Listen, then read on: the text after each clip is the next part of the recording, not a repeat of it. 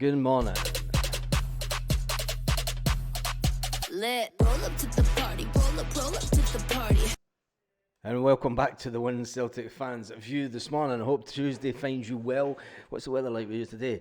And just remember, it is getting closer to Christmas. A little bit of if you want to jump over to Amazon, you can get the Win Celtic Fans View Amazon shop page where you get lots of gifts.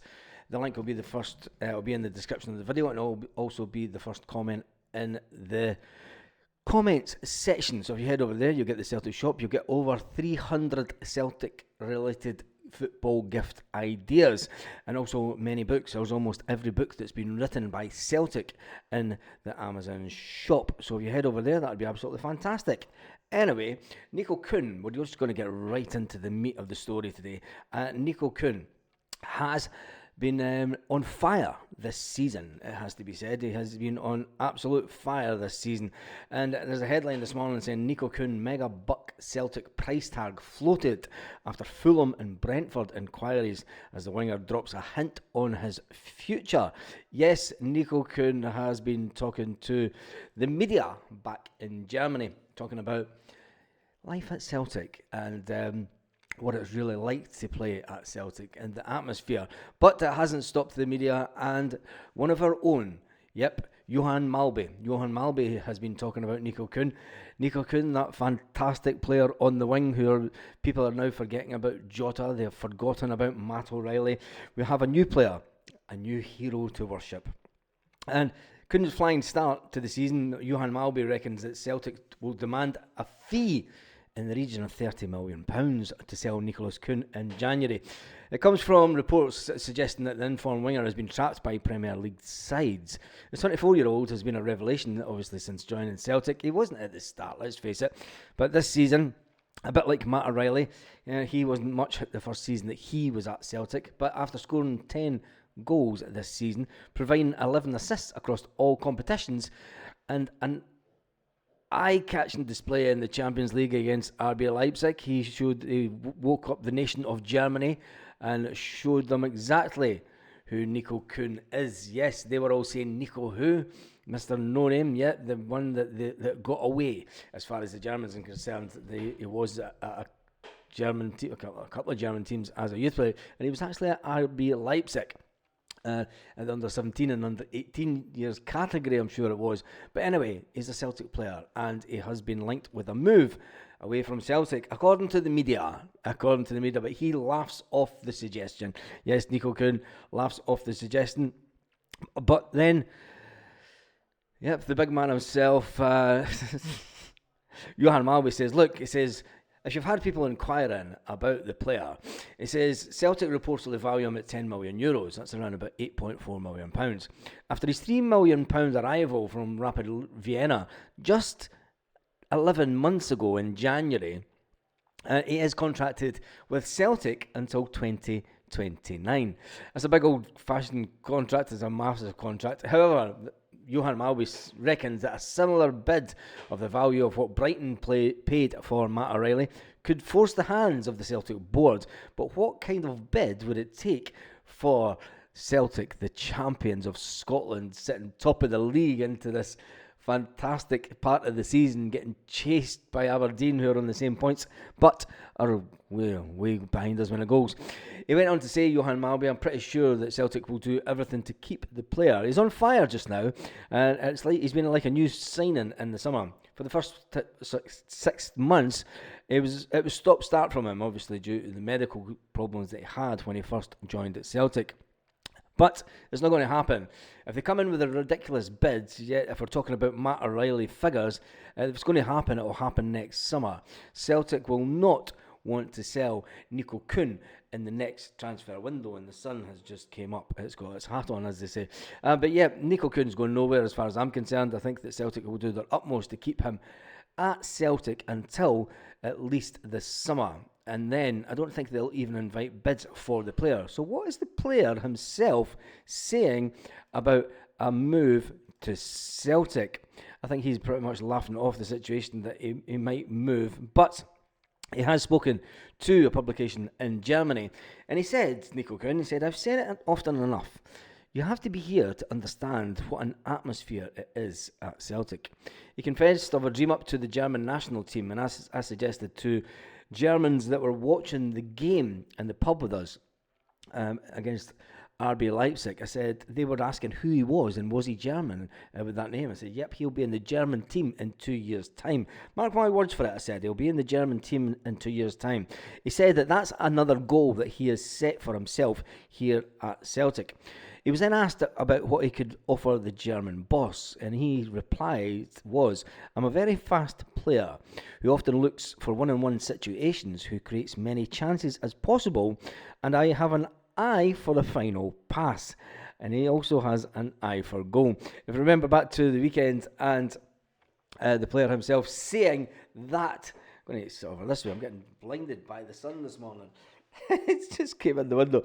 The player did say that after missing that absolute sitter of a first goal, he did want to score the second, and that's why he made sure that he did score that second attempt on goal after missing a glorious first chance at the weekend. Now we're into the international break. Nico Kuhn will be having some time off along with the rest of the Celtic players and the management alike. And story-wise, there's not going to be much more going around. But there was an interesting thing on the land of Twitter. It's now called X Football Rankings. So yes, now that I could see again. Oh, it's great. Let's coffee's even went cold and everything. But anyway, there is Football Rankings on Twitter who predict Champions League knockout stages, and they've predicted the probability of teams getting through to the knockout phase. Now, this isn't finishing top 8, it's not finishing, it's basically just getting through. Now, England with 4 clubs in the competition will get 4 clubs through to the knockout phase. France with 4 clubs will get 4 clubs through to the knockout stage. Italy will get 4 out of the 5 clubs that they have into the knockout phase. Germany will get 4 of the 5 clubs. Spain will get 3 of their 4 clubs. Portugal will get 2 of their clubs. They only have 2 clubs. Netherlands will get both their clubs into it. And Scotland, with the only one representation in the Champions League this season, will get their one and only club into the knockout stage of the Champions League.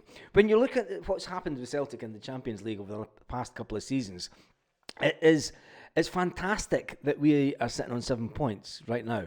Yes, we're sitting on 7 points. If you look at previous seasons at this time, we're looking at sitting on 1 point, and they going into the final game of the Champions League in December, we'd be looking at it as a dead rubber game, let's be honest, and we'd be sitting going, oh well, it was good. But now we have a couple of games in December and a couple of games in January to look forward to in the Champions League, not forgetting one this month still to go. So it is a fantastic. It's only 1 in December, isn't it? Who cares? We've still got a good few games to go, but they have put out a prediction. They have put a prediction and the probability of the team getting through to the knockout phase. Predicted Champions League knockout.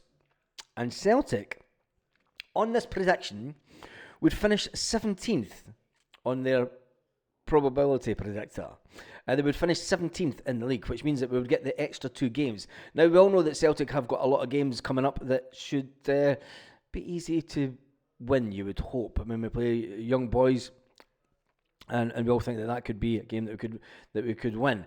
And there's a couple of other games that we think that we could win also with teams that are in the bottom half. Now, who makes and what percentage chance is there of Celtic getting through? Well, Liverpool top it at 99.9%. Inter Milan, they're on 99.9%. Sporting are on 99.9%. Borussia Dortmund, 99.9%. Barcelona, they're on 99.9%. Manchester City on 99.8%. Atalanta, that team that Celtic got a fantastic draw with, they're sitting on 99.8%. Arsenal were sitting on 99.6%. AC Milan, that's the top 8. That's the teams that they think will guarantee their place into the Champions League. Celtic have still got a sneaky outside chance of getting into that top 8. And there's a slight chance that we may be able to do it if results and goals go our way, because ultimately it's going to be the amount of goals that's scored that can help us over that line to finish the top 8. And we'll just have to wait and see how that plays out. In number 9th position, you've got AC Milan on 99.4%. You've got Bayer Leverkusen on 99.4%. You have Bayern Munich on 99.4%. You have Aston Villa on 99.4% chance. You've then got Strad Brastos, 99.6%. Monaco on 99.5%. Atletico Madrid, 95.4%. Lille, 95.9%. And then in 17th position, you have Celtic on 94.2%. We're above teams like Real Madrid, Juventus, PSG, Stuttgart, Benfica, and PSG, and Feyenoord, who would finish in 24th position with those statistics. That would be an absolutely amazing outcome if we were to finish the league above the likes of Real Madrid, Juventus, Stuttgart, Benfica, PSG, and Feyenoord. It would be one of the proudest seasons that we've ever saw Celtic have in a long time in European football. I think the last time we had any kind of success like this in the Champions League was more than likely under Lenny, but I think this goes way past what Lenny achieved against Barcelona if we can achieve this, especially in this new format. Now you're going to say, yep, it's the new format, but what would then happen when Celtic do finish in position, either in position, spit it out, Baz, it's position 9 to 24? We get another further 2 games in the Champions League to see who then goes through to the last 16. And that be the case, we then get a payment of £2.8 million. £2.8 million for those 2 games, but teams that go directly into the last 16 get a payment of £9.2 million.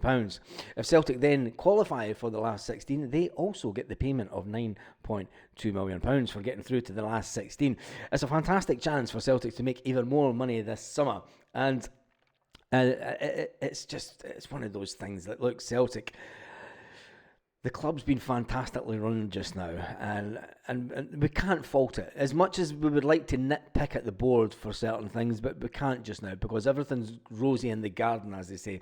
As long as the board keep on putting out the money to find players like Nico Kuhn, like Arnie Engels, who had a not so great start to his Celtic career, but the guy's only 20-year-old, so everything for me is positive and it's rosy in the garden. And I think the fact that we've gone away from signing project players at 1 and 2 and 3 million, you're going to say, well, Nico Kuhn was a £3 million punt. If Brendan Rodgers is given the money to buy in players at the level that he thinks is necessary for Celtic to maintain this level of success in the Champions League. Now, people were saying at the beginning of the season, what would you class as success in the Champions League this season? For me, I said getting 12 points would be a success in the Champions League this season. I said, if we get 12 points, between 10 and 12 points, for me, that's success.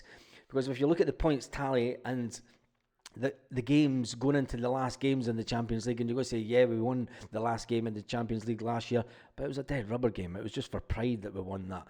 This team this year has a little bit of an oomph about it, and I just hope that Brendan Rodgers can keep this squad together as long as possible. And if he does do that, I think that going forward, the next conversation that we need to be having at Celtic will be, can Brendan Rodgers keep this team together, and ultimately, can Brendan Rodgers get a new contract at Celtic? Because that's what people will be talking about. With Brendan Rodgers only got 1.5 years left on his contract, we don't want to go into a situation where he's going into the last year of his contract and Celtic fans getting a little bit of jittery. I think that if we do have the success that we think we're going to have this year, if we do make the knockout stages, and even if we don't make the knockout stage, I think that if we get to the position where we do get those 2 extra games in the Champions League, for me that would have been success this season. I know that Brendan and the backroom staff and the players have set a target of trying to get to the knockout phase. But let's face it, let's take it small steps at a time and let's enjoy this season, because it's looking like it's going to be an absolutely fantastic season with still lots of important football to come up. It's going to be good. Anyway, on that note, have an absolutely fantastic day, Celtic fans all around the world.